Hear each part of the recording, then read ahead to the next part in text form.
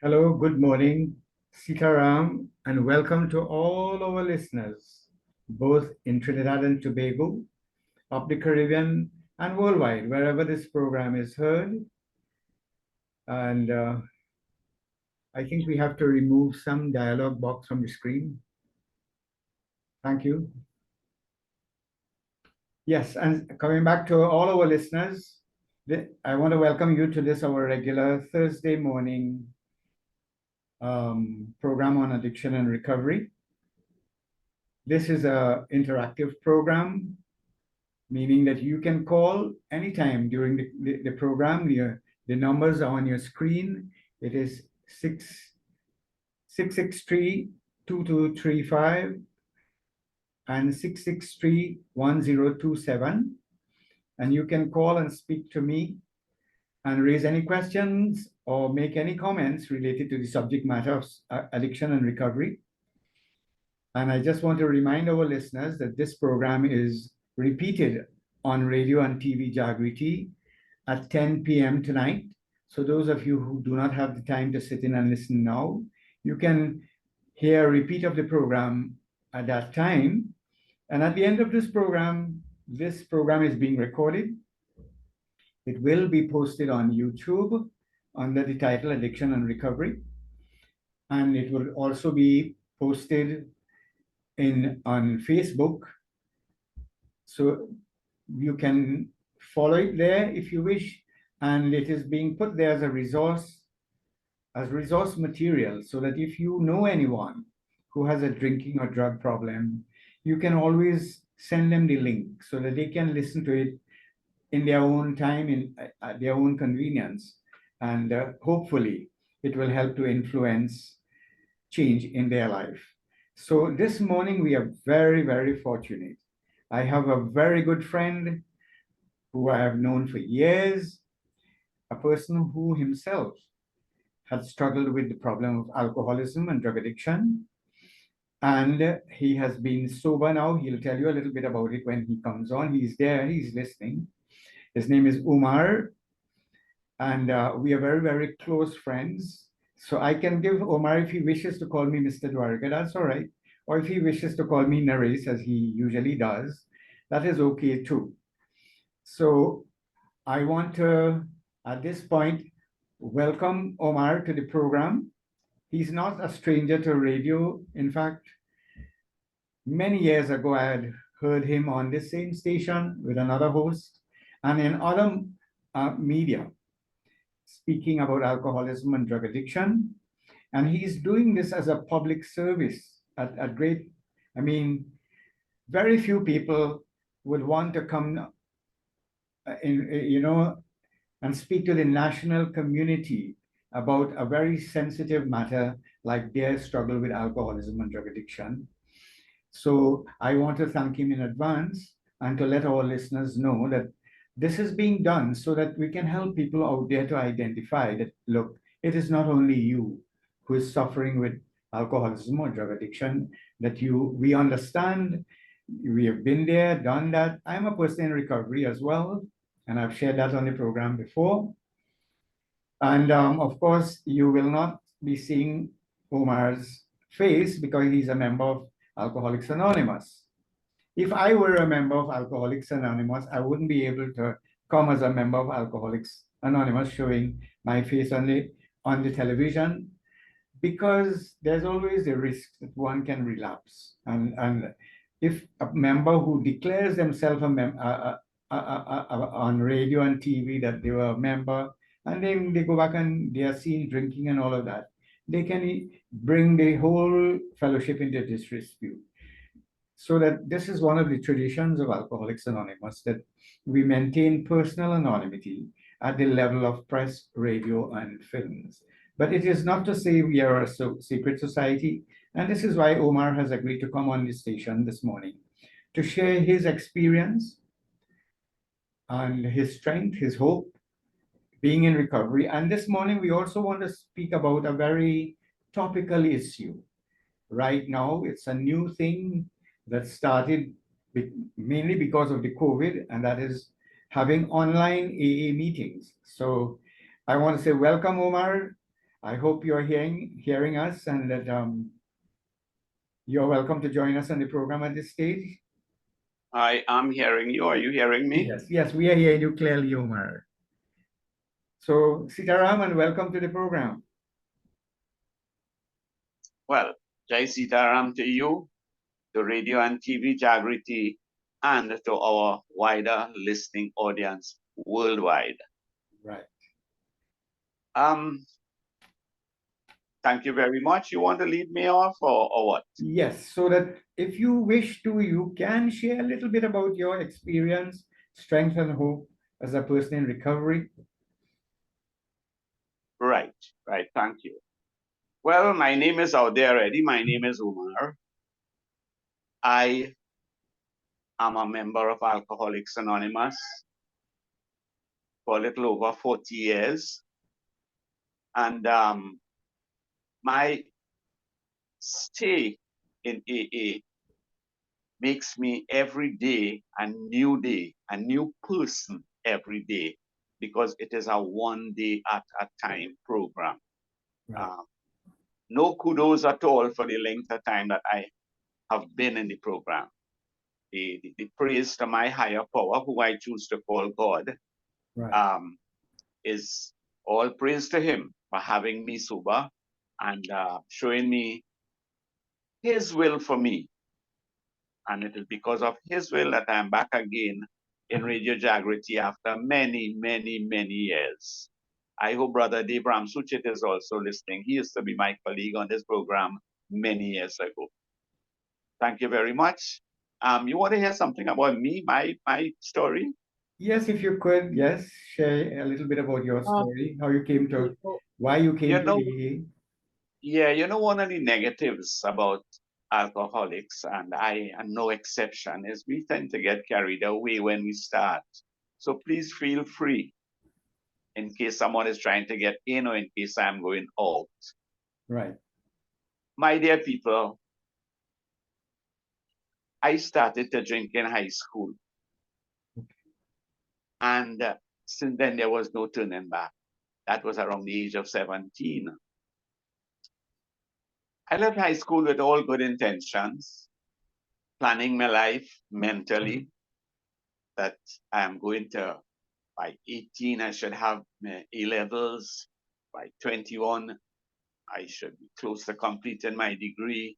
By 25, I should be in a settled work and I should be looking forward to the next family life and whatnot. But that was having aims without any ammunition. Hmm.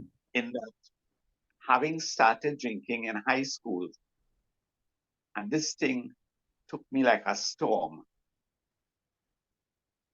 I remember 2 days or so before my 21st birthday, I was facing a magistrate in open court for obscene language and disorderly behavior. And the subject of the obscene language was a policeman himself Hmm. at the age of 21. By then, I had left school about 3 or 4 years, 4 years. And it was at that stage in life I realized, hey, this is not you. So now the quest started. What can I do about it? And on my own, I tried yoga. I come from a very religious home, prominent pundits and whatnot. I tried yoga. I tried religion. I tried going back to my studies. I tried regulating my drinks to the extent where, in those days, we used to call them bar and whatnot. We used to say rum shop. Right. The rum shop used to close half day on a Thursday. Right. And one of the things I told myself, something, this was one of my control measures. I would drink only on a Thursday. So when the shop closed, I go and go. Okay. But that never worked. Now, incidentally, my last drink was on a Thursday. That would have been the Thursday, the 26th of January, 1984. So it was on a Thursday, but that didn't work. In the meantime, I met this girl. We were in love.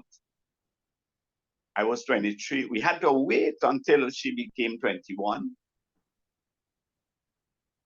We got married in a civil ceremony by the warden officer, we used to call them in those days. Yeah. And that girl didn't know what she was getting into. Mm. I from a strong Hindu home, she from a strong Muslim home. Wow. And she never had alcohol at home. And she come and join us on our own decisions. Well, too much to go into at this time, but suffice it to say that last November, we have been happily married for 50 years. Wow. Thanks to God. Thank you. Thanks to God. Thanks to the Fellowship of Recovery, the program of recovery. And I make a distinction here now between the Fellowship of AA and the program of AA. Two different things that perhaps at some other time we can speak about. Let me also say that this 26th of January, 1988 really was my second time in AA. In 1977, I had treatment at the St. Anne's Hospital for this. And well, I tell people who know in Cora and Mount St. Benedict and whatnot, you guys are in an all-inclusive resort. Mm-hmm. Because in St. Anne's, it was walls, and for want of a better word, mad people. Mm. And they don't want to see a cigarette or in your pocket or even a matchstick before they follow you like flies. So that 3 weeks in itself was something. And I left there, I was living in Arima at the time. And it was really my desire to stop drinking. Right. I did what they suggested, find an AA group. And the closest one was the Santa Rosa group in Arima. And I was a member of that for 1 full year. Every Saturday, very religiously, I attended meetings.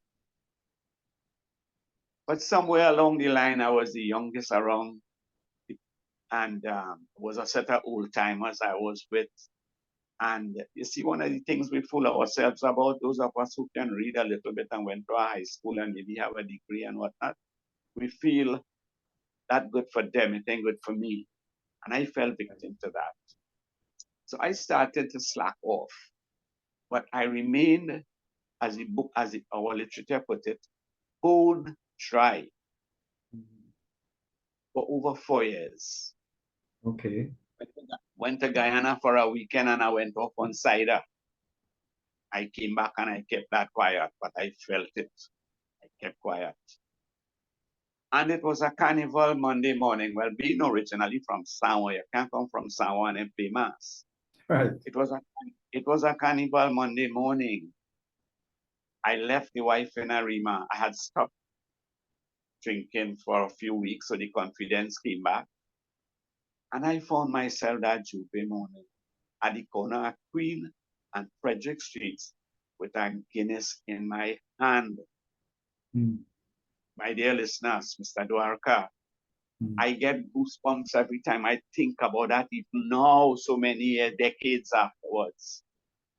And that Guinness sent me on a physical, mental, and emotional dry bender merry-go-round for 3 long years before I could have built up most of the courage to keep avoiding that first drink. And as I said a while ago, in January 84, I did it, and here I am today. So in a nutshell, that is all I would like to share at this time, because I know that we would have other issues to speak about, as well as I would like to leave some, well, we say live and let live. So let me leave it open for any questions or comments that may come in. Thank you. At this point, I'll again like to remind our listeners, This is a call-in program. This is interactive. If you have a question, you can call, you can direct it to me, or you can direct it to our guest, Omar, who is very experienced in recovery. He has been a member of AA for over 40 years. And I am aware that he has been involved in a lot of service. He has a lot of experience at different levels of service in Alcoholics Anonymous. He has been working with a lot of new people and so on. And I also am aware that he has, you know, Omar, over the COVID, sometimes it takes a crisis to really help us to challenge ourselves. And I'm saying this to say, over the COVID, and our population would remember, we moved to some severe restrictions to the extent where we could not assemble more than 5 people, in some instances, 7 people, even for cremations and burials and so on. And it eventually came to the point where all meetings of Alcoholics Anonymous was suspended. The schools were closed permanently, and most meetings are held in schools, so that a lot of meetings had to be suspended. And there were a few members of AA who came up with the idea of using the Zoom platform, because eventually what we saw was the churches were starting to use it as well, where their congregation could stay at home and they could still interact and listen to the sermon. And so too in AA, a few members decided to apply and get the Zoom application. And as I say this, I myself did apply and get a Zoom application at that time, so that I could jump in and attend, meetings if I wished. I do that from time to time as well, because if for all those people in the helping profession, counselors, psychologists, psychiatrists, and once you intend to work in the field of substance abuse, I think it is critical that you understand the value of having the support of Alcoholics Anonymous, the resource that the 12-step program provides. In fact, it has demonstrated worldwide that it is one of the most successful programs in helping people not only to stop, but to stay stopped comfortably. So that I am saying, reaching out also to colleagues of mine who are in the profession of substance abuse and drug rehabilitation and so on, it is very important that they become aware of the work that AA is doing. They are familiar with the 12-step program, and they build that relationship. Because when I worked at Cora Hospital, we used to have the Tacarigua group and the Curep group alternating and coming and holding meetings at the Substance Abuse Prevention and Treatment Center, because we had a Dr. Igwe, Mr. Ojir, and Mr. Hussein, and myself. We were involved in a research there, Omar, where we looked at people who were being discharged from the program and how well they were succeeding in the communities. And to summarize, what we found is those people who did not find a support group, even probably went to the church and the other groups and so on, did not do as well as those people who were linked up with Alcoholics Anonymous.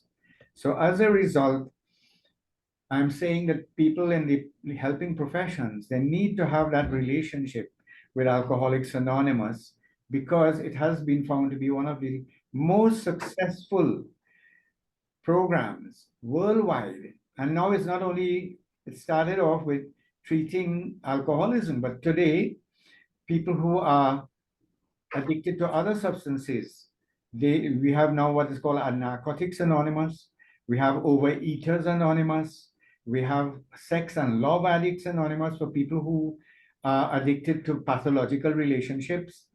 So I'm sure you are familiar with all of these, and I'm putting out a little advisory out there, because I have found it very useful to study and to familiarize myself with the program, and have often referred people to AA meetings and so on. So coming back to the subject of online meetings, I know you are familiar with both the physical, having been in AA for all this time, And I also know that I follow on the chat sometimes, and I know that you are very are much walk around with what's happening in the online meetings. You want to tell us what has been your experience with the online meetings, Omar? Sure, sure. Thank you very much for that. And that is so current. It is important that we understand something. You know, there's, how should I put it? Man by nature gets comfortable and to the point of being complacent at times. But whenever man is in a comfort zone, he doesn't want anything to happen to shake that comfort zone. Right, And for 1956 to 2020, we were comfortable with our physical meetings. right. And we were afraid, and that's the word I'm using. We were Okay. afraid that this new online thing going to come and spoil we meeting. This new online thing going to come and take away we meeting. So we wouldn't be meeting each other to meet and greet and share a coffee and a shake hand. And of course, some will talk and whatnot. Right. And to a large extent, that fear is still there. But I want to say to any member who's thinking like that, come on, get modern. Once in a time, even the motor car was a threat to society. Once in a time, even the aeroplane was a threat to society. Okay. Come on, let's embrace it. You know, we have two basic texts that we use, the big one, which we call the big book. And then we have one written a few years after called the 12 by 12, 12 steps and the tradition. Now, the big book was written in the 30s. Both of them were written in the 30s. And in those days, there were no computers. Right. But permit me, please, to do a little piece of reading from the Sure, foreword sure. to the fourth edition. And this was written, now COVID was with us in 2020. Right. This piece of writing was done around the year 2000 or 2001, two Okay. decades before COVID. Right. And it is right here in our text. So to anyone who is skeptical out there, I challenge you to get the fourth edition and check the foreword and the very last paragraph. This is what it says. While our literature has preserved the integrity of the AA message, sweeping changes in society as a whole are reflected in new customs and practices within the fellowship. Taking advantage of technological advances, for example, AA members with computers can participate in meetings online, sharing with fellow alcoholics across the country or around the world. In any meeting, anywhere, AAs share experience, strength, and hope with each other in order to stay sober and help other alcoholics. And listen to this last sentence. Modem to modem or face to face, AAs speak the language of the heart in all its power and simplicity. End of quote. Now, I don't have to say anymore. If Mar, it seems as though that was God inspired. Because who of in the year 2000, 2001 would have anticipated COVID and the necessity to have that was the only tool we had at the time, it seems, where members yeah, can and now it is being used. I attend sometimes and I follow very closely because this is my field of work.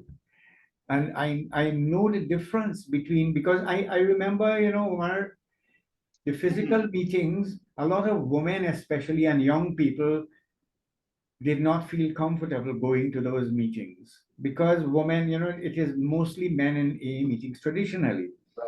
Correct. And a lot of women have complained to me, well, they can't deal with the attention sometimes the extra attention they get from other members.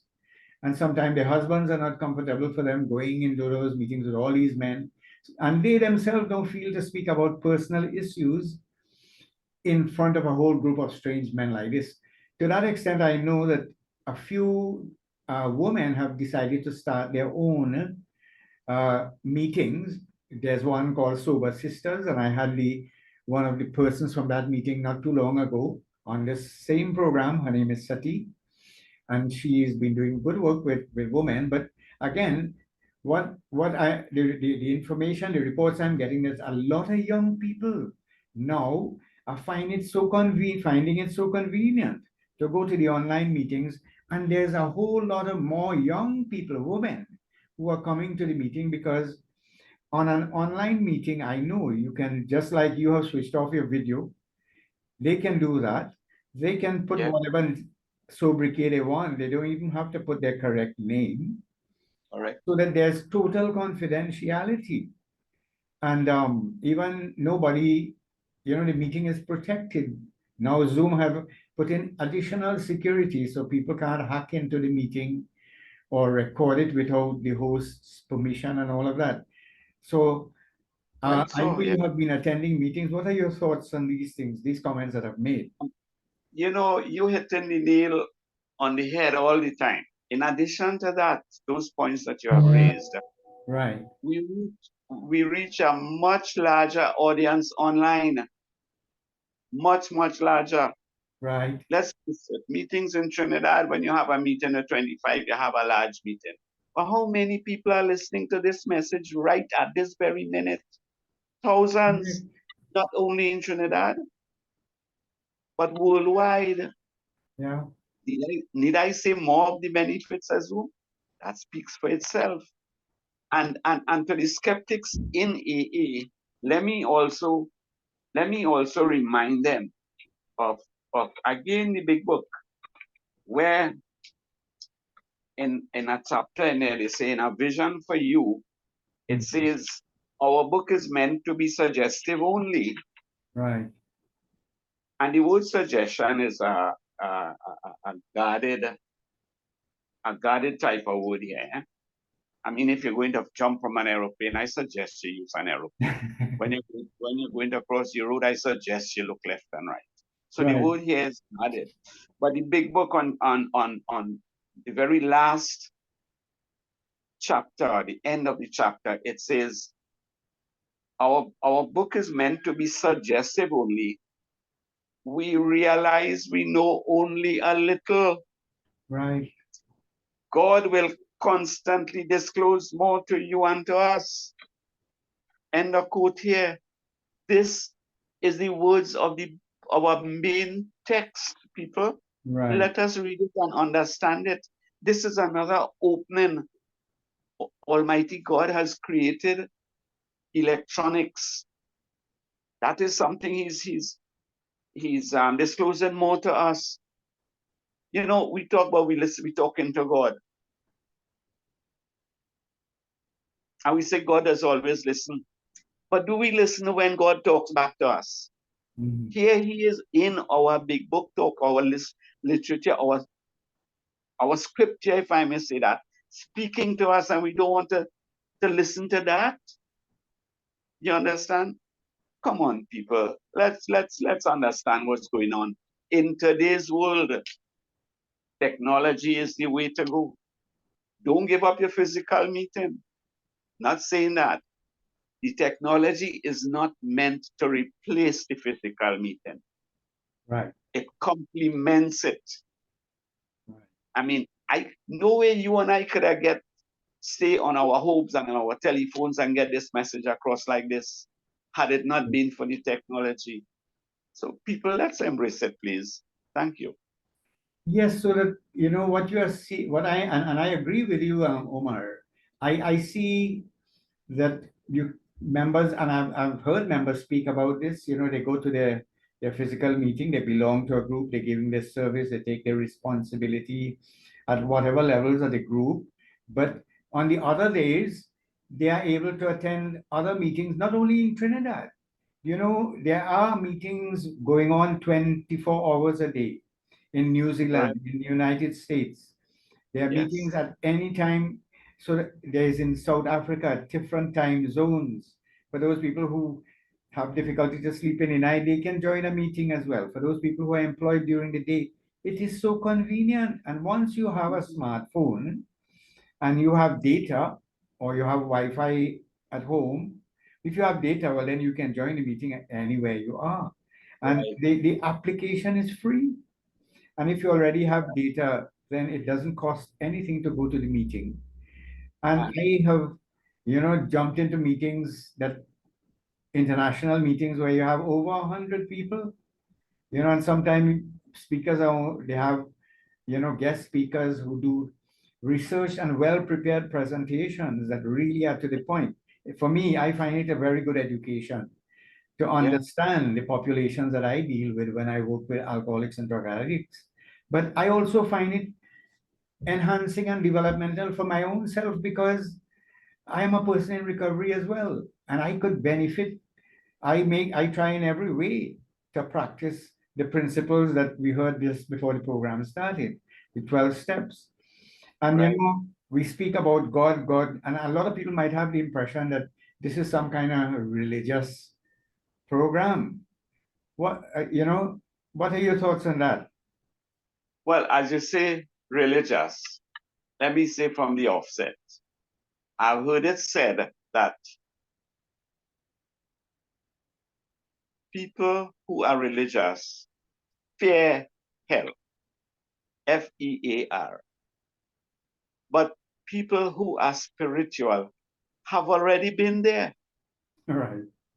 No, the thing is, AA doesn't ask you, or the 12-step program doesn't is not evangelical or so. It is not intended to convert you. And you do not have to subscribe to any individual belief of a God. You are free to choose a high. That's why I admire that clip that came on before this program.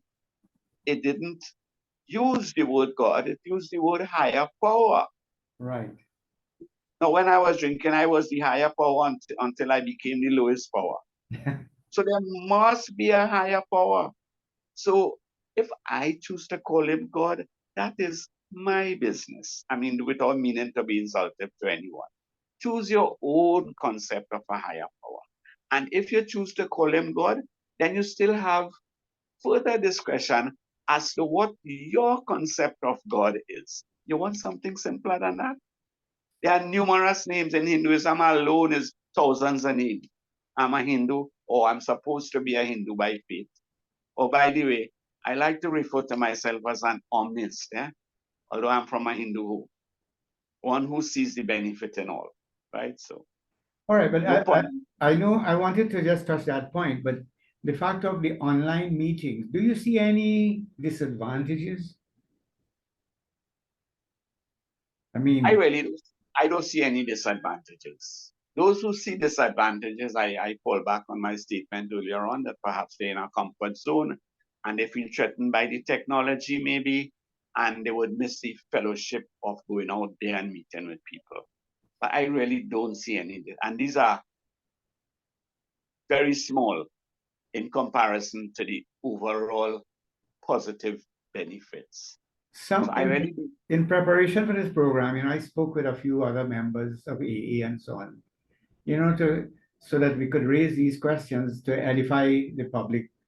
You know, yes, the original structure of AA is really based on the physical groups. You have the groups, you have the intergroups, you have the general service board.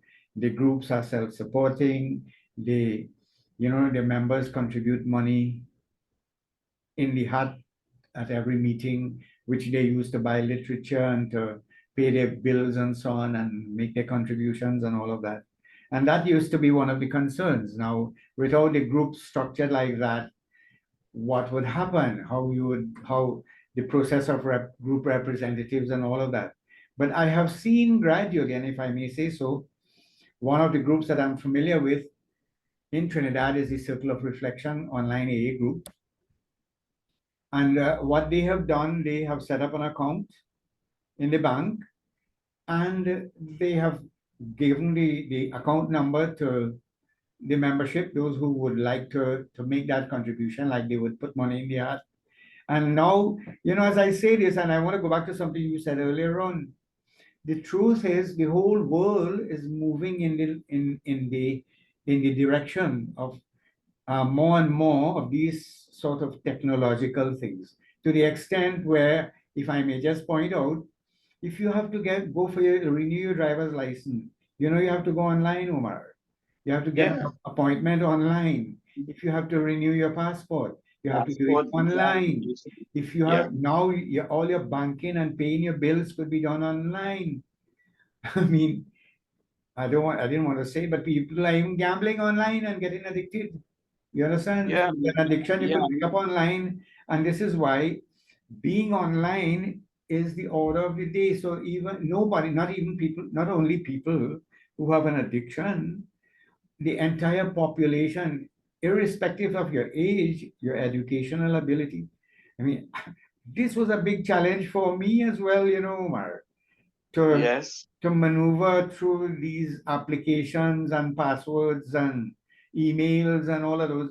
In our school days, we knew nothing about this. We were not At all. educated in this regard.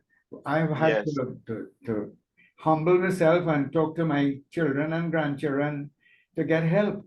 You understand? Unfortunately, but hopefully at some point we will be able to do it. So, like you, I really don't see any disadvantages. There might be some little bit of inconveniences right now, but I am sure that there are ways that we could get around those. Yes, there's no substitute for the coffee and the sandwich at the meetings and the camaraderie and the shake hand. And this is why I would strongly recommend that people join a physical group in their area. But I am Yes. saying they should not be fearful of the Eh, online meetings, because this is a good supplement, when correct. you can't go to meetings, because I could speak of numerous advantages, Omar, from where I Yeah. sit. You don't have to burn gas to go to a meeting. You don't have to expose yourself to crime in the night in strange places. Right. Women and young people, women in particular, don't have to sit and feel uncomfortable in a physical meeting. And a byproduct of this, and that I, as I'm speaking, I'm recalling, is that along with the meetings, you have a chat group. Each group has a chat group now where Right. people can continue to have dialogue and get support outside of the meeting. So, Although the so that meeting is meeting only an actually hour and a became half, very good. but now they are Yeah. developing relationships. So, a fellow feeling he having a bad day, or a girl having a bad day, and they feel like they're getting the urge to take a drink, they can call someone, a member of their group, on the chat, and have a personal one-on-one with them. And I could tell you that is saving a lot of people's life, saving them from Absolutely. relapsing. Yeah. You Yeah. understand? You And know, yes, yeah, go some, ahead. you know, one of the things we always ask a newcomer is to sit with an open mind. Right. And I am saying that that open mindedness should remain with us throughout, because each day I'm a newcomer. Right? Right, Yeah. right. And that open mindedness must be there. I do not have the right to close my mind. And anytime I go to adopt that position that we're discussing right now about uh, of fear, having any fear about this online meetings, that's a closed mind. So I'm trying to appeal to my people here. Let us keep that mind open, please. It doesn't apply only to the one who is coming to AA for the first time, first day, first month. Let us continue to keep that open mind, even on the issue of the electronic AA meetings. Thank you, Naris. Yes, Omar, whenever we're having conversations like this, time seems to fly. And I know a lot of people you have a Yeah. tendency to be a little bit shy to call the program because they are fearful of the stigma associated with alcoholism, Okay.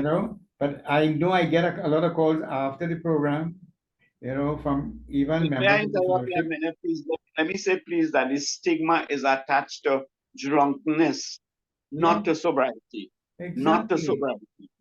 I agree with you So totally. the But stigma is not with the fellowship. I know The there's a stigma lot of more the that fellowship we walk. could talk about, Omar.